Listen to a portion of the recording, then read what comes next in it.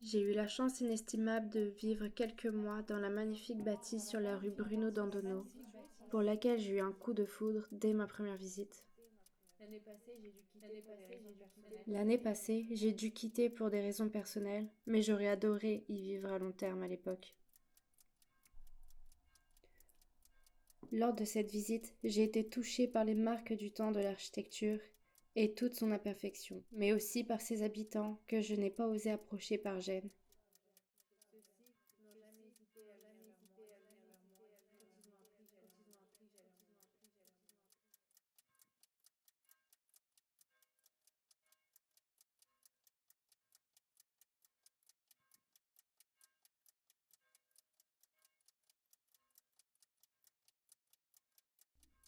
C'est avec tendresse que je foulais les escaliers grinçants, et par ma fenêtre perchée dans les arbres, je pouvais admirer les geais bleus et écureuils se délecter de la nature environnante.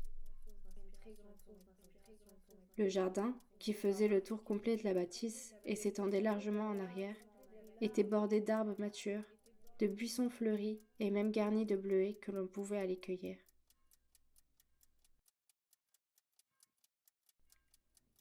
Le voisinage, duquel je me tenais loin par pudeur, je pouvais l'apercevoir de mes nombreuses fenêtres à travers les branches des arbres.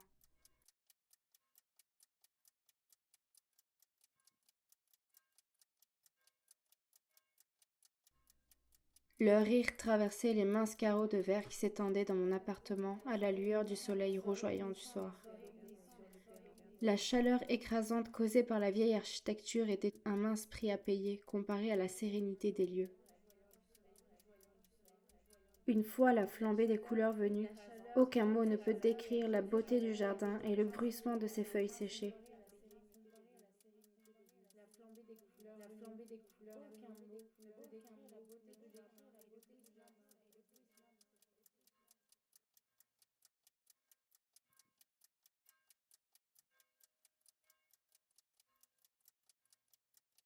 L'hiver, un courant d'air froid transperçant était ma nouvelle et moindre peine. La météo m'offrait un spectacle invraisemblable.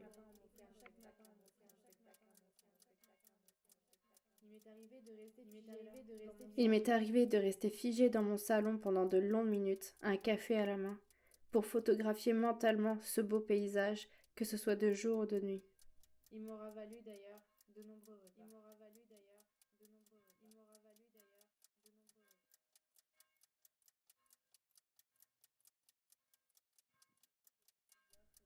C'était comme si le temps s'arrêtait. La lueur bleutée des petites heures faisait ressortir les milliers de branches sinueuses qui passaient d'une fenêtre à l'autre, en encerclant mon appartement, une couche de neige collante pour souligner les lignes organiques, et encore de légers flocons qui brouillent l'arrière-plan. Tout cela me donnait l'impression d'être dans un autre monde, perché dans les nuages.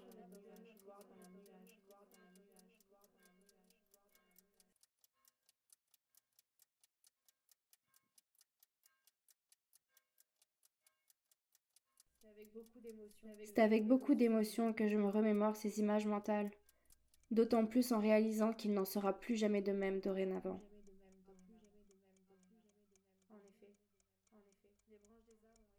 Les branches des arbres ont été coupées, la plupart même ont été déracinées, arrachées de leur précieuse terre.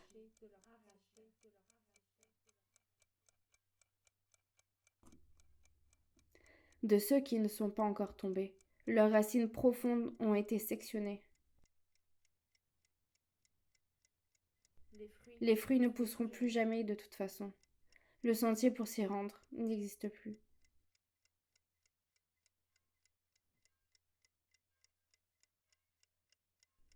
Le panorama s'est fait amputer de sa beauté. Dorénavant, les carreaux reflètent la brique et l'acier.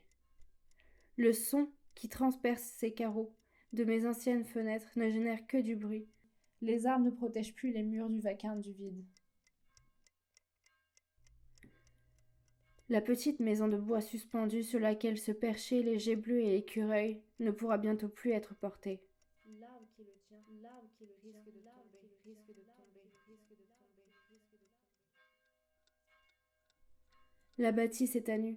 L'essence des lieux repose maintenant sur les souvenirs de ceux qui y ont vécu et qui y ont vu.